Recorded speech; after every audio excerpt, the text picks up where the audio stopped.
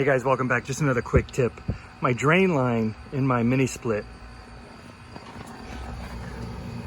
my Confortotal Minisplit, eBay Minisplit, became clogged.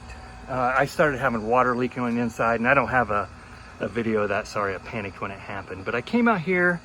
There used to be a zip tie right there that held those two pieces of drain tube together.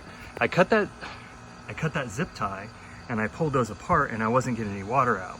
Took my wiring fish stick tool and I just put it right up in there very gently, because I didn't want to break anything in the Minisplit, and I was able to get some congealed water material out. Now what I think that was like a mixture of maybe dust and dirt and water, and got that to come out. And then I got a steady drip after that, and then hooked the bottom tube back up, ran a fish stick through it, and got a steady drip now. So that seems to have solved my issue. Now there's a couple things that probably made this happen, but I mean, I do clean my filters inside quite a bit, but maybe they're just not good enough to get all the dust and dirt in my house. Maybe I have smaller dust, I don't know.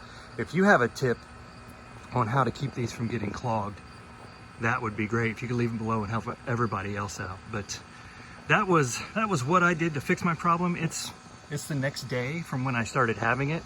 Still no water dripping out of the unit inside, so I think we're good. But yeah, just a quick fix. You know, another possible thing you could do if you don't have a tool you can put in there to kind of get it out is maybe come down here and try to put a shop vac on it to get some suction to kind of pull things out. But you're going to want to see that tube probably, so you're going to have to take off all your covering tape that holds everything together if you put that on, and just get a good look at it. It is transparent, so and you also want to make sure you got a good nice bend coming out of your access hole into the house, which I think mine's okay, right? I mean, it looks okay to me, and it's still draining water, but just another thing to double check. But anyway, that's a quick tip how I fix this.